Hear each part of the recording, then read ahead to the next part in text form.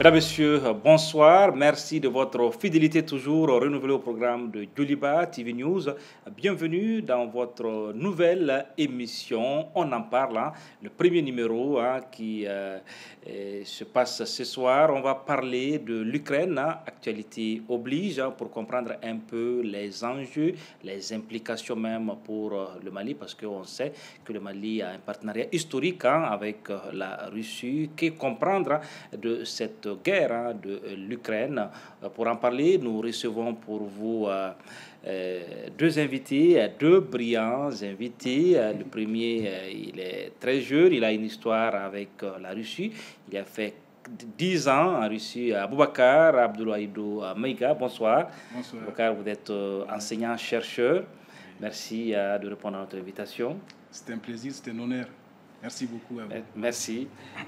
Excellence Ibrahima Soumaré, bonsoir. Bonsoir. Excellence, vous êtes un ancien ambassadeur du Mali en Turquie. Vous êtes aussi spécialiste des questions géopolitiques et géostratégiques. Merci d'être là. Merci beaucoup. Oui, donc pour camper le décor, pour comprendre un peu cette guerre qui se déroule aujourd'hui en Ukraine, on va justement regarder cet élément signé Aruna Saliakoni.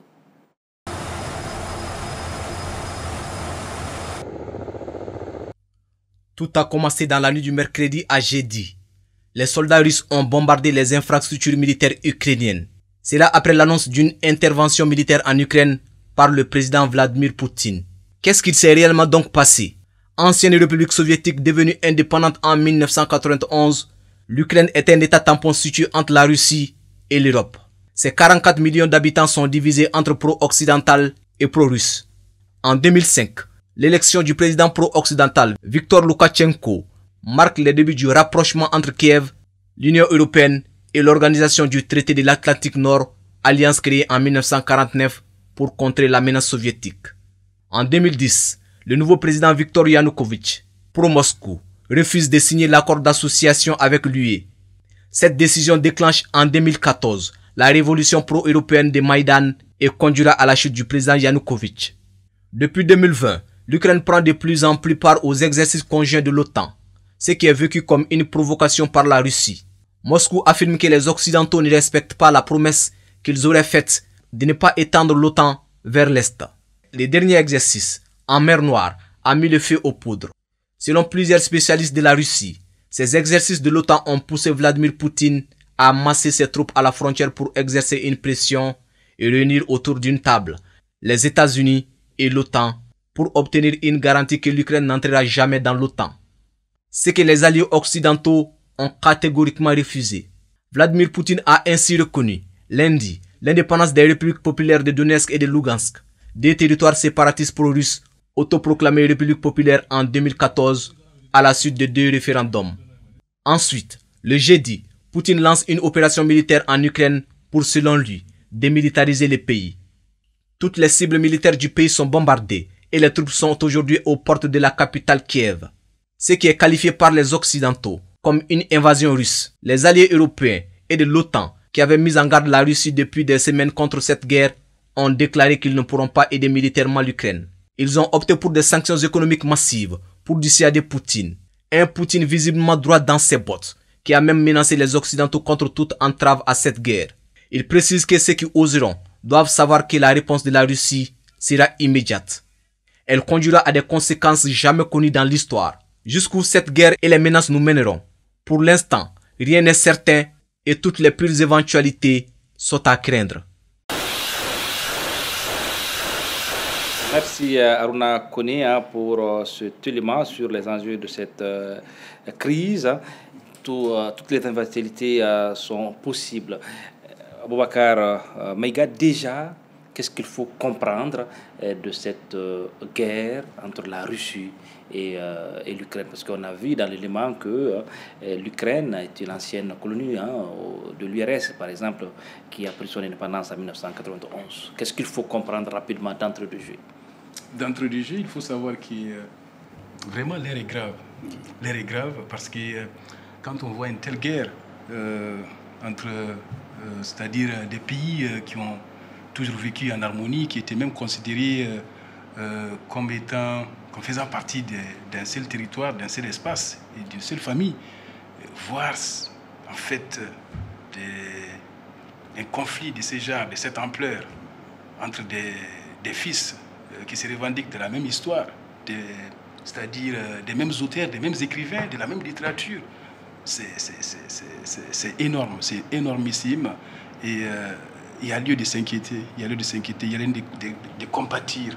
Vraiment, moi, je regarde tout ça avec beaucoup de compassion, avec beaucoup de tristesse, parce que je me dis que ces peuples-là méritent mieux. Ils auraient pu peut-être former un seul pays, mais aujourd'hui, on les voit sur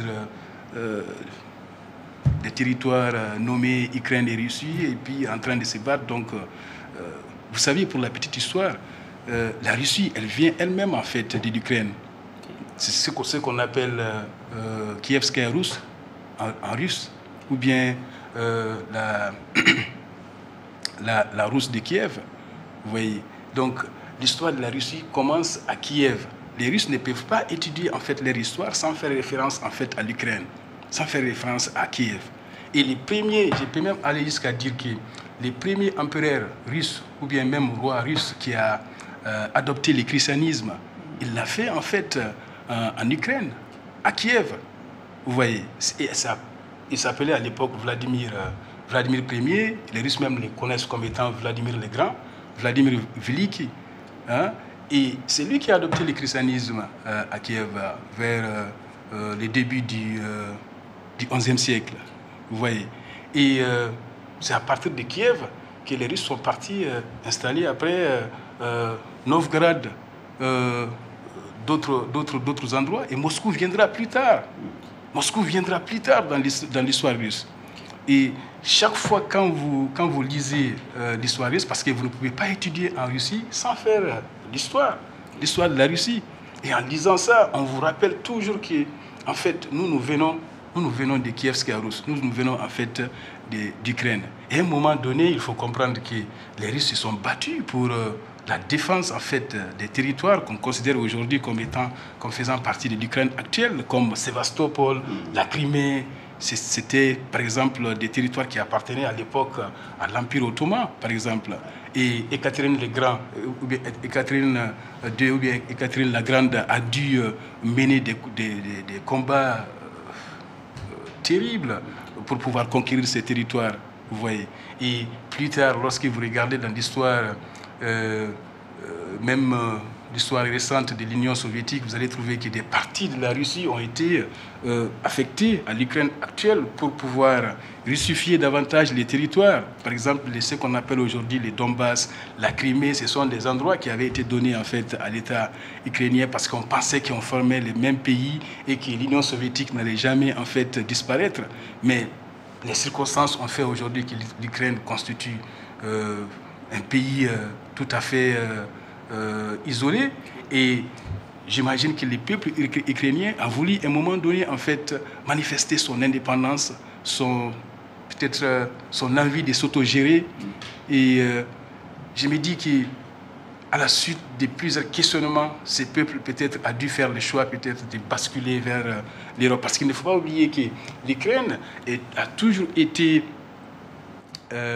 c'est-à-dire sur la balance en fait entre la partie russe et la partie occidentale, parce qu'une grande partie aussi de l'Ukraine dans l'histoire avait été arrachée par les dirigeants soviétiques à la Pologne quand les Russes avaient annexé justement la Pologne lors de la Deuxième Guerre mondiale. Après, une partie de la Pologne avait été donnée à l'Ukraine, et ce sont ces parties-là qui forment l'Ukraine actuelle. Et quelque part, quand vous lisez même les discours de Vladimir Poutine, vous sentez qu'il refait l'histoire, comme s'il essaye de faire comprendre aux uns et aux autres que l'Ukraine doit son existence en fait aux dirigeants de l'URSS. Et que c'est la suite de la dissolution, de la dislocation de l'URSS que l'état actuel de l'Ukraine en fait a commencé à germer. Sinon, auparavant, l'Ukraine existait comme étant en fait une région considérée comme peut-être la région agricole de la Russie, parce que c'est cette partie qui donnait à manger aux Russes. Comme en fait l'Égypte était considérée comme la région qui ravitaillait aussi l'Empire romain à l'époque. L'Ukraine était considérée comme ça, vous voyez, non? D'accord, Bokar Maïga, on va en parler. Déjà, Excellence Ibrahim Soumaré, que comprendre déjà de votre regard un peu de géopolitologue, qu'est-ce qu'il faut comprendre un peu de cette guerre entre la Russie et l'Ukraine? Alors, c'est très bien parce que notre ami, M. Maïga, a bien campé le sujet. En relations internationales, c'est conseillé de connaître l'histoire, en tous les cas, de la revisiter de temps en temps. Alors, un des problèmes de l'Ukraine, en réalité, c'est un problème que la Russie, que l'Union soviétique, que l'URSS, avec le président Gorbatchev, avec James Baker, ont décidé, étant donné qu'on était dans une phase où l'Union soviétique allait commencer à se disloquer, chose qu'ils vont faire le 26 décembre 1991, on s'est dit, c'est le 9 février 1990, on s'est dit, bon voilà, nous, ça veut dire les Russes, Gorbatchev, acceptent l'unification allemande à une et seule condition que lorsqu'il y aura la disparition de l'Union soviétique, que l'OTAN, qui a été créée le 4 avril 1949, que l'OTAN ne puisse pas étendre ses frontières jusqu'à la Nouvelle-Russie. On était d'accord, il n'y a pas de problème. Ce n'est pas écrit, ce n'est pas un traité, mais c'est déjà un acte qui a été pris. Or, qu'est-ce qu'on va voir? À partir de 1999, des pays qui étaient dans le bloc soviétique, comme la Pologne, les pays baltes, vont commencer, eux, à intégrer l'OTAN. Et ça va continuer. Or, ce qui s'était dit lors de la rencontre de Moscou, c'était qu'il n'était pas possible d'étendre les frontières de l'OTAN, les rapprocher de la Russie. Alors moi je crois, et maintenant l'Ukraine, lorsque l'Union soviétique perd écrit le 26 décembre 1991, et que l'Ukraine prend tout de suite son indépendance, l'Ukraine, à partir des années 2013, 2012, surtout 2013, on a parlé tout de suite de 12 novembre 2013, l'histoire de la manifestation orange, l'Ukraine manifeste un désir refoulé de vouloir intégrer l'OTAN, chose que les Russes n'acceptaient pas. Et c'était tellement vrai que des spécialistes en géopolitique ont toujours averti le monde, hein, des gens comme Henry Kissinger, Brzezinski, ont toujours dit que le casus belli russe, c'est étendre les frontières jusqu'à la partie russe. Et cette chose s'est faite avec la Géorgie. Il y a eu la crise de Géorgie avant qu'on ait eu la crise qu'on vit actuellement. Alors, n'est-ce pas, il y a eu la crise de Géorgie. Et la crise de Géorgie, c'est en 2008. Et là, encore une fois, on voulait faire de la Géorgie un pays membre de l'OTAN. Le pacte de Varsovie, il n'existe plus depuis 1954. Le pacte de Varsovie, il a éclaté. Donc ça prouve, j'allais dire, une sorte de bonne foi des Russes à ne plus vouloir vivre dans le système des blocs, mais à vouloir préserver leur sécurité, leur souveraineté limitée, comme le disait Brejnev dans les années 1968. Léonid Brejnev, c'est la théorie d'ailleurs de Poutine aujourd'hui. Donc, faire en sorte de préserver la sécurité et ne pas faire en sorte que l'OTAN mette des engins militaires autour de ses frontières et fasse de cette Russie un pays comme entouré, en tous les cas, vivant une sorte de menace stratégique. Donc voilà à peu près ce que je pourrais dire. Alors, pour juste aller dans le sens de Maïga, qui a dit quelque chose d'extrêmement important, la Crimée, vous savez, les Russes, les Turcs, j'étais ambassadeur en Turquie, il y a eu 11 guerres entre l'Union soviétique, la Russie et l'Empire ottoman. La Crimée, de 1850 jusqu'en 1850, de 1853 jusqu'en 1856, il y a eu une guerre parce que les Turcs ont voulu reprendre cette Crimée qui, dans leur historique, leur appartenait. Vous avez des Tartares, qui sont là et qui sont là-bas et qui ont vécu une sorte de pogrom dans les années 42. Staline les a accusés, on les a envoyés en Sibérie. Donc c'est pour ça la situation actuelle est assez compliquée. Parce que dans la technique des alliances, peut-être qu'on va en parler, on verra que c'est une situation extrêmement trouble actuellement que nous vivons. Situation extrêmement trouble, complexe. Et comment faire pour comprendre dans un langage peut-être facile, dans un français facile, qu'est-ce qu'il faut dire pour que les gens comprennent un peu? Vous avez dit que c'est le même peuple de part et d'autre. Hier soir, Aboubacar Mega, vous étiez notre invité du journal télévisé. Vous avez dit que historiquement, culturellement, ces deux peuples sont véritablement liés. Est-ce que vous pouvez nous en parler un peu? Ces deux peuples sont foncièrement liés. En fait, moi, j'ai jusqu'à présent des amis qui pleurent en voyant cette guerre en Ukraine parce qu'ils ont des familles là-bas. C'est-à-dire que quand vous côtoyez les Russes, vous allez voir que rarement vous trouvez des familles qui n'ont pas des parents ukrainiens, qui n'ont pas des parents. Les Russes, même quand ils vont très souvent en vacances, ils vont en vacances en Crimée, avant que la Crimée appartenait encore à l'Ukraine. Vous imaginez, dans leur subconscient, dans leur imaginaire collectif, la Crimée a toujours appartenu. Et l'Ukraine et la Russie forment un seul pays, un seul territoire. Et puis, quand vous regardez même dans les langages aussi des Russes et puis de Poutine ou bien des autres présidents, ils vont toujours vous parler des Saté-Chesveniki, c'est-à-dire nos compatriotes. Quand les Russes parlent des compatriotes, vous allez trouver qu'ils ne parlent pas des compatriotes par rapport au territoire, c'est-à-dire la Russie, c'est-à-dire les Russes partout où ils se trouvent. Vous voyez, parce qu'ils supposent que les Russes sont éparpillés un peu partout et ils ne considèrent pas les frontières. Ils considèrent en fait là où les territoires sur lesquels se trouvent encore les Russes. Et ils partagent ces sentiments en fait d'appartenance à une seule civilisation, à une seule culture. Donc quand vous regardez l'Ukraine aujourd'hui et par rapport à la Russie, c'est comme s'il y a en fait une sorte des lignes droites qui séparent en fait cette carte. D'un côté, du côté oriental, vous avez en fait des populations à dominance russophone. De l'autre côté, ce sont des populations qui aspirent plus oui. Et il me semble qu'à partir de 2004, surtout lors de la révolution orange, à la suite de laquelle Victor Yushchenko, oui, est devenu président.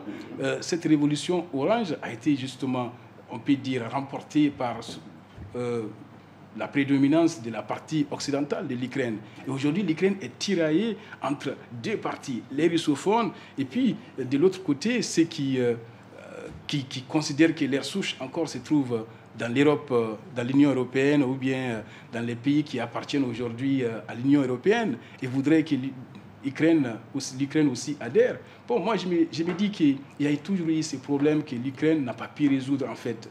L'Ukraine devait rester peut-être un pays neutre. Un pays neutre, comme peut-être la Suisse, n'est pas adhéré du tout, en fait, ni à l'OTAN, ni à l'Union européenne, pour préserver surtout sa sécurité. Okay. Parce que la Russie, c'est pas Poutine. Hein. Tous les dirigeants russes ont toujours pensé que la limite à ne pas franchir pour l'OTAN, pour l'élargissement de l'OTAN, c'est vraiment l'Ukraine. L'Ukraine et la Bélarussie. La Bélarussie, pour ceux qui ne le savent pas, ça veut dire tout simplement les Russes blancs. Imaginez, Bélarussie, les Russes blancs, qu'est-ce que vous allez faire là-bas? Donc pour les Russes, vous ne pouvez pas mettre pied en fait en Bélarussie et en Ukraine. En Géorgie, on a vu, à l'époque, Poutine était encore Premier ministre, c'est Medvedev qui était le président, et Poutine avait même reproché en fait à Medvedev d'avoir pris du temps avant d'agir. Et il a dû en fait lui dire en tant que Premier ministre qu'il faut agir, sinon on va nous prendre aussi cette partie et l'OTAN va intégrer aussi la Géorgie et nous aurons ça dans notre... Quand vous êtes en Russie, vous voyez en fait des vidéos, des documentaires des films qui vous rabâchent tout le temps, en fait, que la Russie est en train d'être encerclée par l'OTAN, par les États-Unis, surtout les États-Unis, en fait. Ce que beaucoup de gens ne comprennent pas, c'est que la Russie considère son interlocuteur dans ces mondes-là, son interlocuteur direct et privilégié, uniquement comme les États-Unis. Oui, comme les États-Unis. La Russie ne considère pas du tout l'Union européenne. La Russie considère l'Union européenne comme étant, en fait, des pays qui sont aux ordres, en fait. Des petits télégraphistes. Oui, aux ordres des États-Unis. Oui, et ils sont employés, ils sont utilisés par les États-Unis à leur but. Donc, en Russie, aujourd'hui, et de tout le temps, lorsque vous regardez les vidéos, vous écoutez les Russes, ils vont toujours vous parler, en fait, des Américains. Et la Russie même, en fait, calque sa politique sur la façon de faire des États-Unis. Et quand vous voyez aussi les stratégies russes, elles sont tout le temps développées par rapport aux stratégies américaines. Et l'OTAN est un instrument. C'est comme ça que les Russes voient, en fait, l'OTAN. C'est un instrument, en fait, des Américains qui est utilisé, en fait, pour un jour, c'est-à-dire les encercler aujourd'hui, en vue d'une guerre future. Dans la conception russe, dans l'imaginaire russe, en fait, les États-Unis sont en train de les encercler, pas pour une guerre immédiate.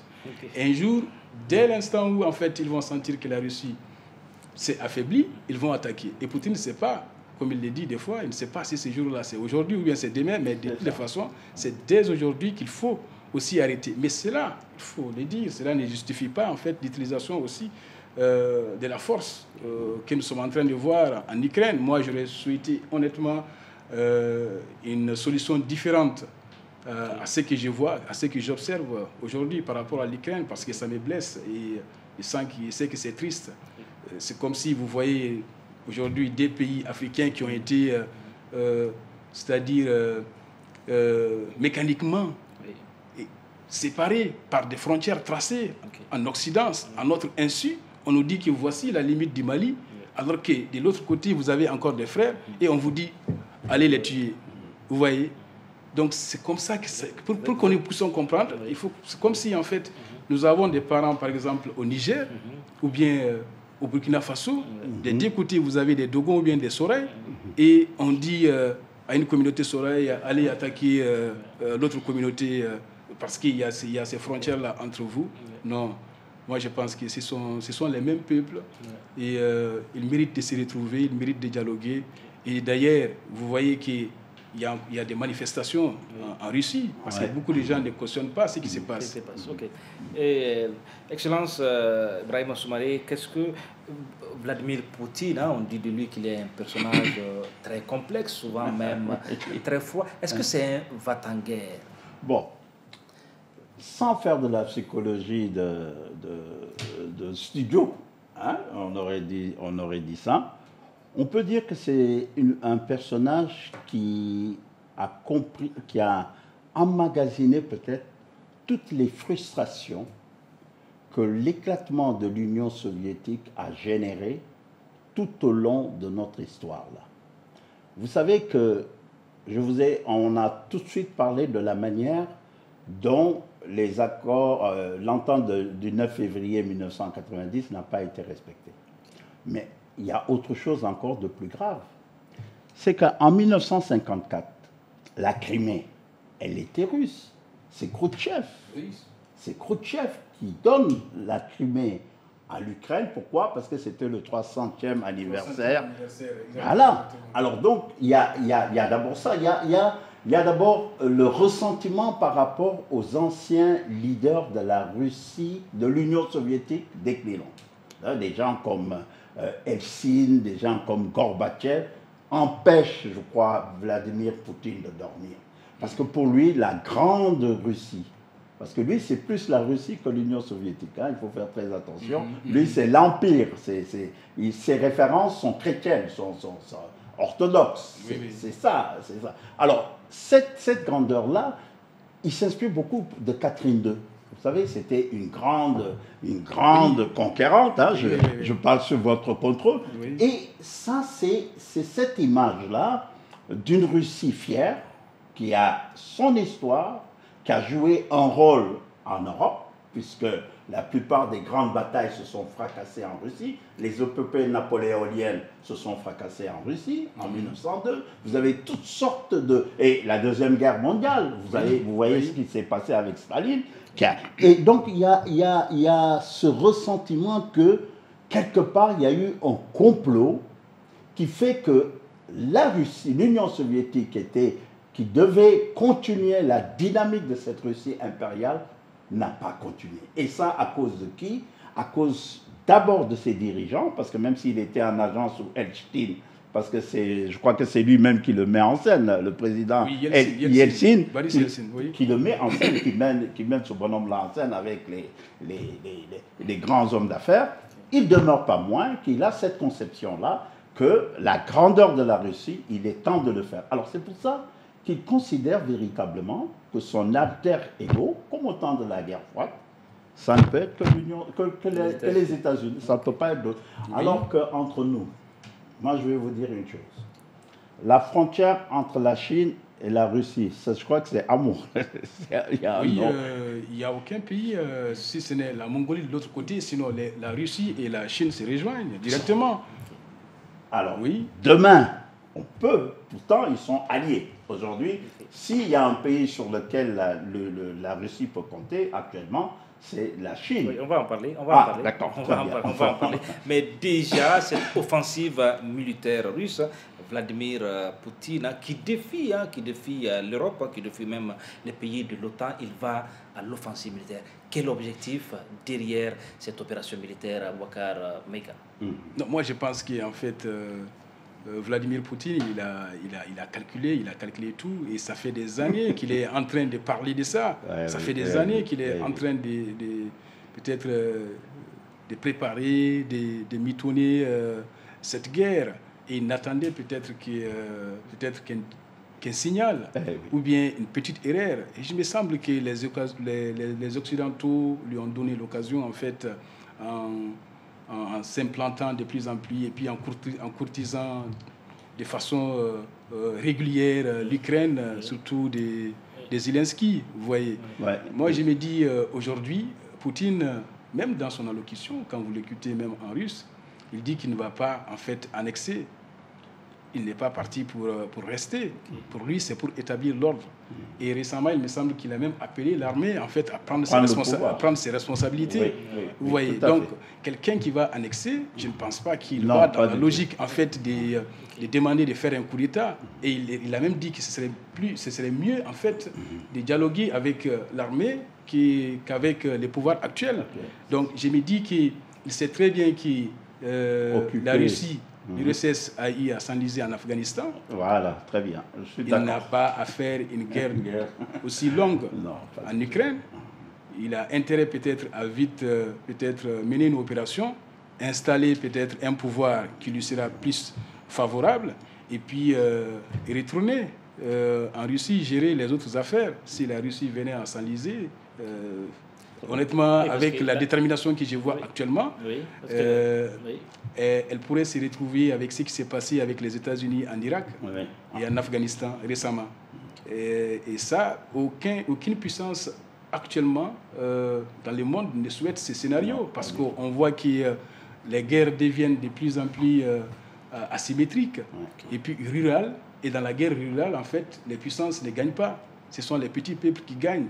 Et ça dépend en fait de la guérilla commune. On a vu ça dans d'autres pays en Amérique latine.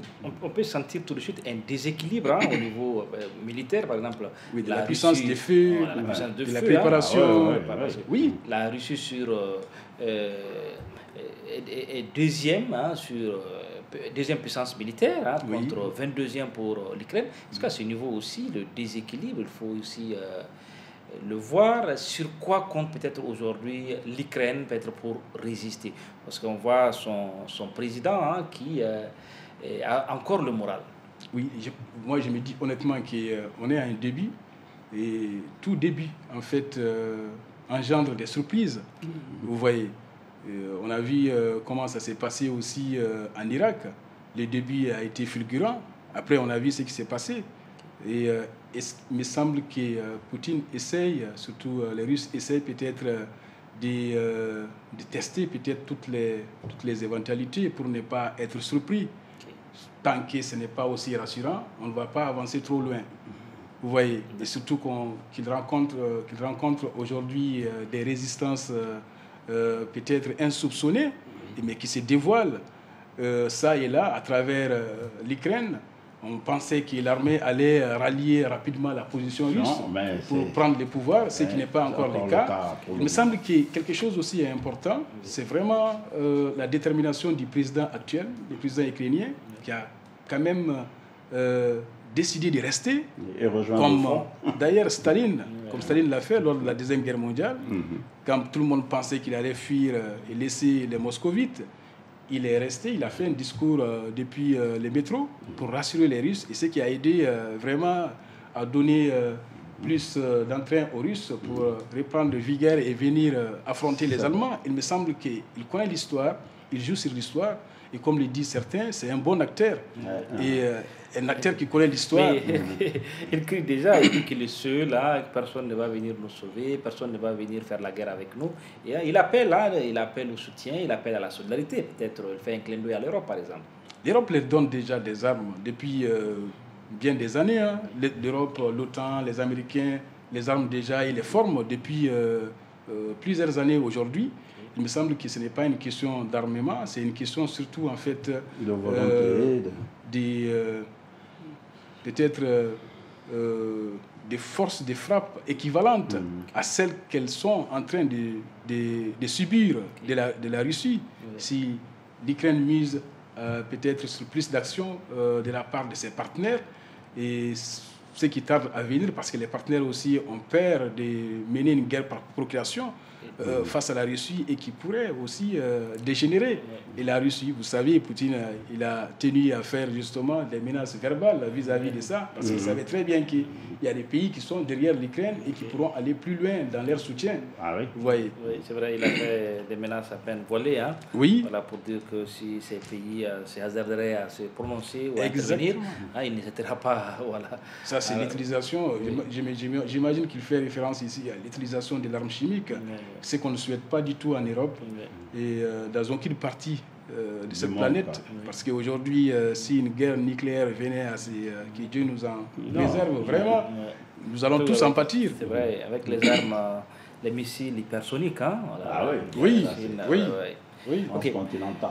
Oui, la Chine, on va parler de la Chine. Quel peut être le rôle de la Chine et peut-être dans l'escalade, par exemple. Voilà, d'abord la Chine, pour moi, se trouve dans une position assez spéciale. Bon, d'abord, il faut qu'on soit clair, la Chine soutient les Russes, comprend les appréhensions russes, parce que la Chine a quand même Taïwan, la Chine aussi a des problèmes comme ça de territoire. Donc, on peut le dire ainsi. Mais de façon plus longue, dans le long terme, l'Ukraine, la Chine a des relations économiques certaines avec l'Ukraine. Et la Chine n'a pas tellement intérêt que le chemin de la soie, les routes de la soie qui passent par l'Europe, qui passent par l'Ukraine, qui va dans les pays en Europe orientale, soient longuement perturbées. Donc je suis sûr que, contrairement à ce qu'un pays comme la France ou l'Allemagne, qui sont membres de l'OTAN, ne pourront pas faire, dans le sens d'un pourparler de négociations, diriger ces négociations-là, un pays comme la Chine, ou alors on parle même d'Israël depuis un certain temps, pourrait jouer ce rôle-là. En tous les cas, dans le long terme, la Chine n'a pas intérêt à ce que ce conflit perdure et perturbe ses intérêts économiques. Mais la Chine ne lâchera pas pour le moment la Russie, en sachant qu'elle est en compétition avec les États-Unis, et avoir comme allié l'Union soviétique, avoir comme allié la Russie avec elle, c'est une bonne chose. Mais cette alliance-là n'est pas une alliance on peut le juger maintenant, mais dans le long terme, j'ai des éléments qui m'indiquent que les Chinois ne supporteront pas trop longtemps une situation de trouble en Europe, eu égard à leur intérêt. Alors c'est sûr que si on sanctionne la Russie, les Russes vont se tourner vers la Chine. Et les Chinois vont pouvoir leur faire fournir toutes sortes de biens dont ils ont besoin pour continuer à travailler. Mais je ne crois pas trop longtemps également à ces sanctions, parce qu'un pays comme l'Allemagne, qui dépend carrément du gaz russe, plus de 60% du gaz, et même plusieurs pays européens, n'auront pas intérêt à aller dans ce sens-là trop longtemps. Et la rencontre de Genève, on n'en a pas beaucoup parlé, du 13 juillet 2021, entre Joe Biden et Poutine. Est-ce que ce n'est pas un Yalta européen qu'on est en train de nous faire? Juste après cette rencontre, en début février, le président français est allé en Russie, a été reçu par Poutine, avec une table diplomatique assez spéciale du point de vue protocolaire. Mais qu'est-ce qu'il a eu comme résultat? C'est que les choses allaient, c'était le fameux thème de la désescalade, alors que les plans d'invasion étaient faits. Et les Américains nous disent aujourd'hui qu'ils n'ont pas l'intention, bien entendu, d'envoyer des troupes en Ukraine, puisque l'Ukraine n'est pas membre de l'OTAN. Oui. Mais est-ce que ce n'est pas une manière ou une autre, pour ces deux puissances-là, de faire une sorte de Yalta qu'on a eu dans le monde et qui s'est fait en Russie, une sorte de Yalta européen, qui fait que l'Ukraine va finir par être finlandisée, parce que je crois que c'est ce qui va arriver, va être finlandisée dans le sens où non seulement elle ne rentrera pas dans l'OTAN, mais non plus dans l'Union européenne, mais ce sera une sorte d'État tampon qui va favoriser véritablement les intérêts russes. Et peut-être que ça, si ça marche et que ça donne une marge de manœuvre aux Américains en Asie, et que les Russes, forts de leur acquis, qu'est-ce qu'ils se sont dit à Genève? Moi, je ne sais pas. En tous les cas, Poutine et Joe Biden, c'est les deux qui étaient là-bas. Et ils n'ont invité personne, aucun pays européen, alors qu'on parle de l'Europe. Alors, lorsqu'on parle de vous et que vous n'êtes pas là, ça veut dire qu'on parle sur vous. Alors, moi, c'est des interrogations comme ça que je pose, sans que ça soit véritablement des données stratégiques certaines. Hein. C'est juste une observation. Aboubacar Mega, Poutine, parlons-en. L'image de Poutine dans l'opinion publique au niveau de la Russie, déjà, comment son image politique est perçue déjà auprès de l'opinion? Poutine a une bonne image auprès des Russes. Une bonne image. Surtout à partir de 2014. Parce qu'il me semble qu'il se fonde aussi sur des sondages d'opinion pour mener ses actions. Il y a toujours un sondage qui est mené de façon peut-être tacite, mais par les pouvoirs, pour pouvoir mener telle ou telle action. Est-ce que le peuple est favorable? Avant d'annexer la Crimée, il me semble qu'il a fait un sondage avant de le faire. Et après l'annexion, sa popularité a grimpé. Au point que, moi je me rappelle, j'étais encore à Saint-Pétersbourg sur ma thèse, et chaque ami que j'ai croisé, il me disait qu'il le fallait depuis longtemps. Il le fallait depuis longtemps, pendant que moi j'avais peur vraiment d'une guerre, mais les Russes étaient rassurés. Est-ce que pour les Russes, faire la guerre, c'est aussi affirmer une sorte de fierté peut-être perdue, hein? Il a parlé de la grande Russie, hein, avant l'URSS. Est-ce que c'est pour eux, c'est une affirmation, c'est exprimer aussi une fierté du pays? Aujourd'hui, il me semble qu'il y a une fierté russe. Il me semble qu'aujourd'hui, il y a une fierté russe, en fait, qui est retrouvée depuis 2014, 2015. Une sorte de fierté russe qui est retrouvée, surtout après l'annexion de la Crimée et de Sébastopol. Vous ne pouvez pas imaginer ce que Sébastopol et la Crimée représentent pour les Russes, même dans leur littérature, dans leur culture.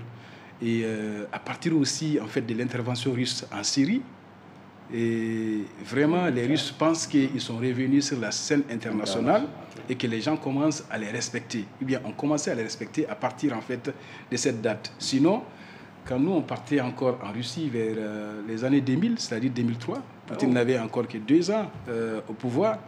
Vraiment, les Russes marchaient avec la tête baissée face aux Américains et aux Occidentaux. C'était la main tendue. Et les contrats miniers, Poutine a l'habitude de les dire maintenant. Il a dit que quand il était venu au pouvoir, on avait des contrats des républiques bananières en Russie, c'est-à-dire que le pétrole était exploité par les industriels occidentaux à 90% par exemple pour les entreprises occidentales et 10% pour la Russie. Ça, c'est un exemple, par exemple, qu'il a donné. Et il a dû revoir tous les contrats.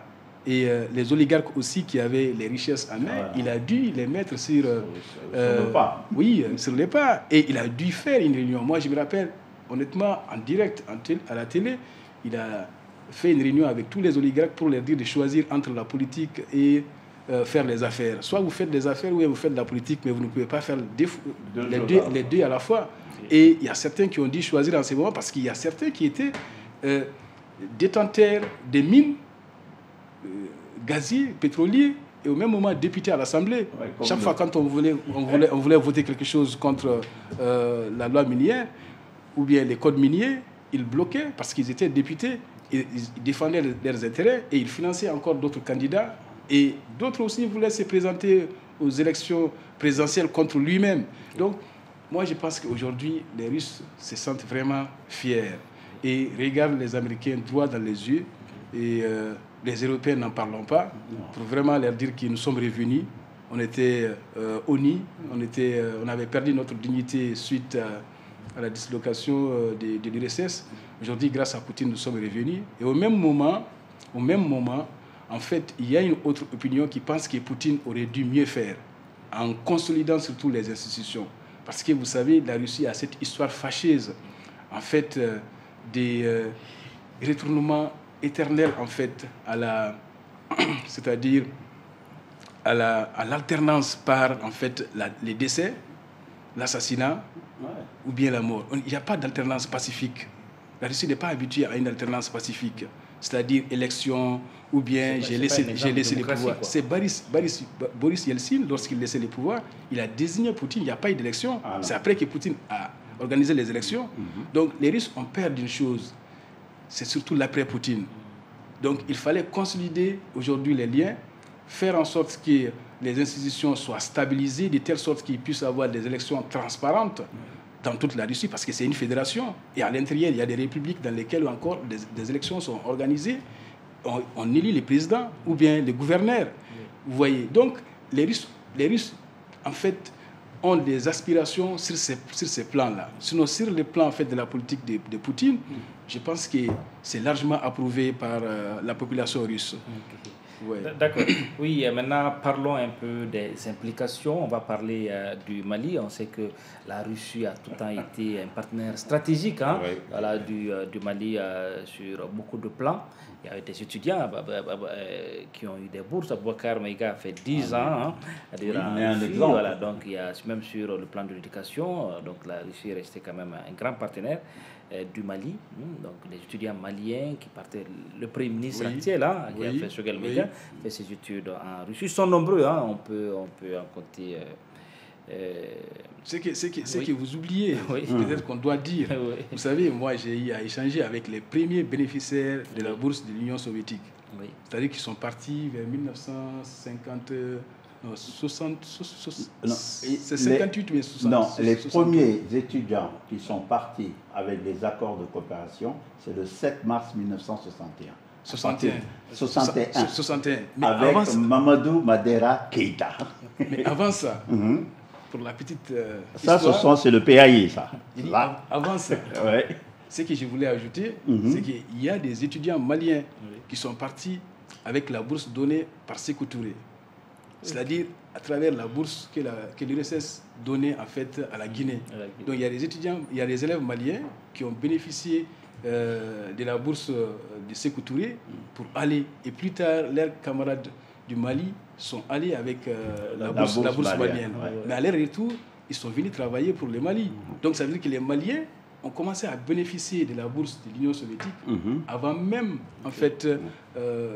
En réalité, ce qu'il dit, c'est... Bon, 58, c'est la Guinée, mais en réalité, c'est comme au Sénégal, comme à Haute-Volta, enfin, Dahomey, tous ces pays-là, il y avait ce qu'on appelle un grand parti interterritorial qu'on appelait le PAI, qui est né le 13 septembre 1957 à Kiev, et qui avait des relations avec l'Union soviétique et qui donnait également, en dehors de Sékou Touré, mais là c'est en 57, qui donnait des bourses. D'ailleurs, la plupart de ces étudiants qui sont allés au Sénégal n'ont pas été reconnus, leur diplôme, mais ils sont tous venus d'ailleurs au Mali pour travailler. Donc à partir de là, dans le cadre de la lutte communiste pour l'indépendance de nos territoires, certains camarades, j'ai des oncles dedans, qui ont été dans le cadre pour faire des études de pharmacie. En général, il y a eu beaucoup de pharmaciens. Dans toutes les disciplines. Voilà. Toutes les disciplines. Quelle implication, par exemple, aujourd'hui pour le Mali et cette guerre en Ukraine, par exemple? Où c'est la Russie aujourd'hui qui mène une opération militaire. On sait même sur le volet militaire, la Russie intervient aussi au Mali. Bon, alors, comme on disait ça tout de suite avec notre ami Maïgad, la première relation diplomatique que nous avons eue, c'est le 18 octobre 1960. Hein. Ça, c'est les relations diplomatiques entre le Mali et l'Union soviétique, l'URSS. Et c'est le deuxième pays avec qui on a eu des relations.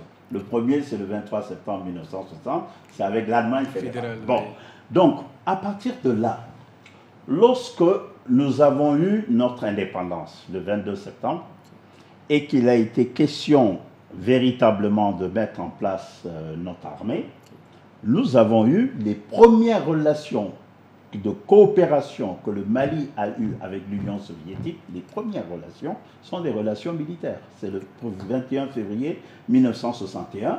Ensuite, le 7 mars 1961, on a l'ENA, on a toutes ces histoires-là, toutes ces bourses de coopération culturelle, technique, industrielle et économique.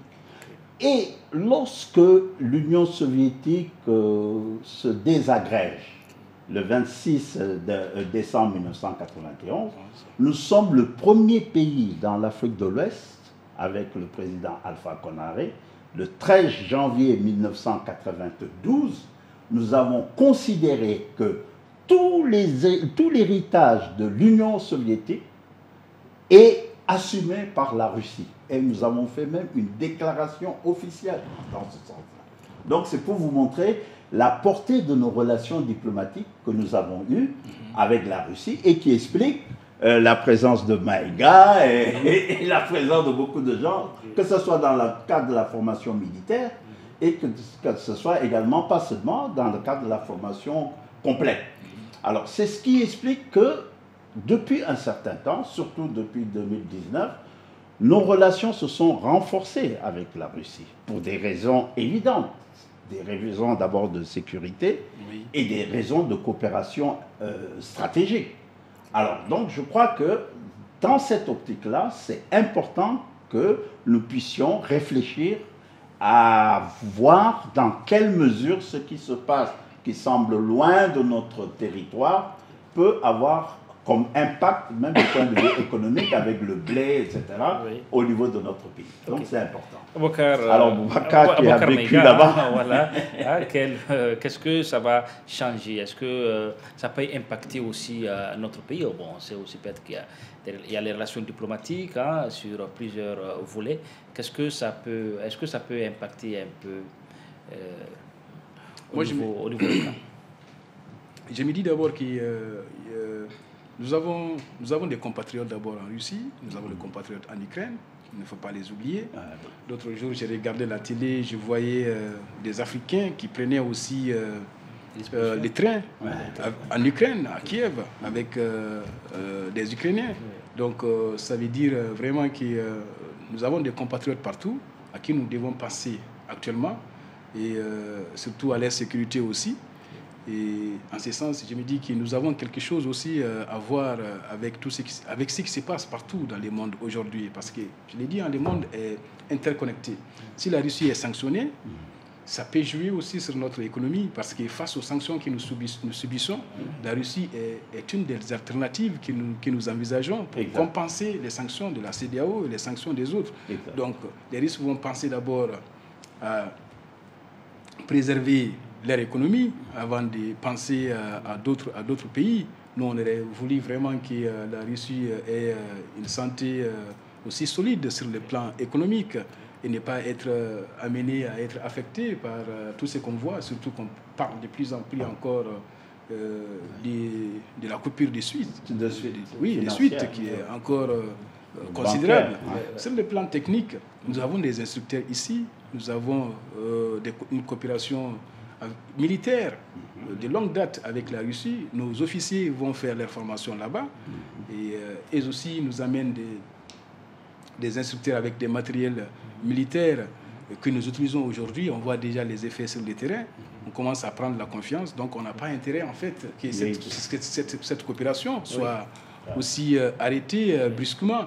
Et on ne sait jamais comment la guerre va évoluer. Et lorsqu'une guerre évolue de façon désastreuse, vous êtes obligé de rappeler aussi tous vos bras valides. Bon, moi je crains honnêtement sur le plan économique et sur le plan technique. Parce qu'aujourd'hui, on a pris beaucoup de risques. On a pris beaucoup de risques en assumant vraiment notre collaboration directe avec la Russie. On aurait voulu que ces risques-là soient aussi appuyés sur des choses solides sur lesquelles nous pouvons aller. Donc, quand vous dites qu'on a pris beaucoup de risques, qu'est-ce que vous voulez? On a pris beaucoup de risques. Par exemple, en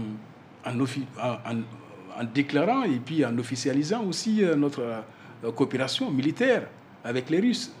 Vous voyez, et en voulant aussi faire partir la France, Barkhane et les forces étrangères. On s'est adossé à la coopération militaire avec la Russie et puis à l'achat aussi des matériels militaires avec la Russie. Vous voyez, en faisant en sorte qu'aujourd'hui nous soyons seuls sur le front. Vous voyez, ça ce sont des risques énormes qu'un État comme le nôtre peut prendre. Et on aurait voulu que nos partenaires aussi soient là, concentrés sur ce que nous voulons faire avec notre sécurité, que ce soit au niveau du centre ou bien au niveau du nord. Et en cela, moi, je pense que notre peuple a pris beaucoup de risques. D'accord, nous sommes... Oui, allez-y. Alors, moi, je voulais juste dire, dans la dynamique de Maïga, vous savez, en Ukraine, l'ambassade du Mali qui devait être en Ukraine, c'est la Turquie. Alors, j'avais commencé déjà à présenter mes lettres de créance, parce qu'on a une forte colonie d'étudiants maliens. Et actuellement, je suis très inquiet parce qu'on n'a pas de représentation diplomatique. Avant, c'était la Russie. Il n'y a même pas eu de communiqué pour... Voilà, parce qu'avant, c'était la Russie qui s'occupait des étudiants maliens, mais avec la crise maintenant, c'est la Turquie qui s'est déplacée à Ankara. D'ailleurs, moi-même, j'ai fait 2 voyages en Ukraine et j'ai rencontré un grand nombre d'étudiants maliens. Et je m'inquiète beaucoup. Une grande communauté. Je m'inquiète beaucoup de savoir, parce que jusqu'à nouvel ordre, il n'y a pas eu de présentation de l'aide de créance, il n'y a pas une représentation diplomatique à Kiev. Alors avec la situation actuelle, c'est encore beaucoup plus compliqué. Boubacar Maïga, avant de finir, de clôturer cette émission, vous avez fait 10 ans là-bas en Russie. Déjà, une image, qu'est-ce qui vous a marqué là-bas pendant votre séjour chez les Russes? Quel souvenir vous revenez tout de suite? Qu'est-ce que... Voilà. Moi voilà. Ce qui m'a beaucoup marqué, honnêtement, en Russie, c'est surtout l'attachement des Russes à leur patrie, le patriotisme russe. Je pense que si les Maliens aimaient leur pays comme les Russes aiment les leurs, honnêtement, je pense qu'on serait plus engagé dans le soutien de nos autorités, dans la défense de la patrie. Les Russes, quand une guerre éclate, d'habitude, c'est toute la nation qui s'engage. Vous savez, j'ai l'habitude de dire aux gens que les femmes russes n'ont pas connu en fait ces mouvements féminins, en fait, ou bien du féminisme qui a consisté à ce que les femmes se battent pour avoir leurs droits. Quand les hommes se battaient sur le front, c'était les femmes qui travaillaient dans les usines. Et comme la plupart des hommes sont restés sur le front, ce sont les femmes qui ont conduit en fait les pays pendant tout. Ce sont les femmes qui étaient les chauffeurs. Ce sont les femmes qui travaillaient dans les usines. Ce sont les femmes qui labouraient. Ce sont les femmes qui faisaient toutes les activités que les hommes faisaient. J'ai l'habitude de dire à mes étudiants que, honnêtement, la guerre, ou bien ce que nous sommes en train de vivre, si c'était en Russie, on aurait réquisitionné en fait tous les hommes, tous les bras valides. Et on les aurait envoyés au front pour se battre. On aurait réquisitionné tous les professeurs, Parce que là où moi j'étais, même dans mon département, il y avait des postes. Jusqu'à présent, je suis sûr que quand vous partez à la faculté où j'ai fait mes études, vous allez voir des photos des professeurs qui se sont engagés, des éminents professeurs dont vous lisez encore les ouvrages, qui se sont engagés, qui ont laissé en fait tout pour s'engager dans la guerre, pour défendre leur patrie, pour défendre Léningrad. Aujourd'hui, bon, nous on est tranquille à Bamako, des fois on regarde la guerre de loin et on pense que quelqu'un d'autre doit aller se battre pour nous et on appelle encore les Russes. Je pense que vraiment, si on voulait que la guerre même termine, dans la logique russe, tous les Maliens devaient tout simplement laisser tout, aller se battre sur tous les fronts, finir d'abord avec cette guerre avant de revenir faire la fête. Moi, c'est l'image que j'ai des Russes, vraiment des véritables patriotes, des gens attachés à leur culture, à leur civilisation, et des gens aussi très respectueux, même si j'ai eu à vivre aussi des moments désagréables, parce que j'ai été attaqué par des skinheads et des racistes. Ça aussi, je n'oublierai jamais. Et je porte encore la marque ici, vous voyez, des agressions que j'ai suivies de la part des skinheads. Et à l'époque, l'ambassade du Mali en Russie m'a beaucoup aidé. Était venu à m'achever. Et les Russes aussi se sont déplacés. Je me rappelle aussi de l'action mémorable d'un jeune procureur qui avait à peine 25 ans, qui venait me voir tout le temps pour me dire, Aboubacar, on va les condamner. Tes agresseurs, on va les condamner. Et il a tout fait pour les condamner. Ça aussi, c'est la Russie. Au même moment où il y a des gens qui peuvent être autant horribles, il y a aussi des gens qui vous donnent de l'espoir. Et je pense que ça existe aussi dans tous les pays. Dans tous les pays. Excellence, qu'est-ce qu'il faut faire aujourd'hui pour sortir et pour mettre fin à cette guerre entre la Russie et l'Ukraine? Alors, moi, je crois qu'une des choses les plus importantes, c'est d'abord de bien connaître notre histoire. Je crois que, et également se dire que des pays comme la Russie, comme la Chine, comme la Turquie, ont peut-être dans leur imaginaire politique quelque chose que nous avions eu, mais que nous avons lâché. Nous aussi, on avait pas ce mythe, mais ce regard du chef qui sait donner le là quand il le faut. Alors je crois que c'est là que nous avons péché avec un excès de démocratie. Peut-être que nous n'avons pas su adapter de façon pérenne. Je crois que la conférence de 1990 avec Mitterrand, ça a été quelque chose de plaqué en nous. Nous ne traduisons pas les aspirations réelles des enjeux de ce moment-là. Et j'étais en Turquie lorsqu'il y avait également la tentative de coup d'État. C'est le peuple qui a mis fin à la tentative de coup d'État. Ils sont tous sortis dehors. Hein? Bon, j'ai été content de voir ici qu'il y avait un enthousiasme et tout. Mais comme on peut le dire, la sécurité ne se sous-traite pas. Aucune armée nationale, d'ailleurs la création de notre armée nationale, l'interdit. Si vous voyez les documents de création de notre armée nationale le 1er octobre 1960, vous comprendrez qu'aucune de notre armée ne doit sous-traiter sa sécurité. On peut avoir des partenaires stratégiques, comme on l'a un peu avec la Russie, la Turquie, l'Iran, etc.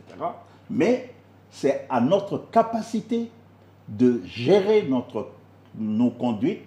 Et également, la fixation stratégique sur tel ou tel partenaire n'a pas tellement de sens, puisque tous les partenaires ont des intérêts. Voilà. Et voilà. Sous la conduite Je voulais pas de votre père, le général Soumaré, on ne peut pas chasser, des armées et accueillir d'autres armées pour venir défendre notre territoire. Ok, Aboubacar, on finit avec toi.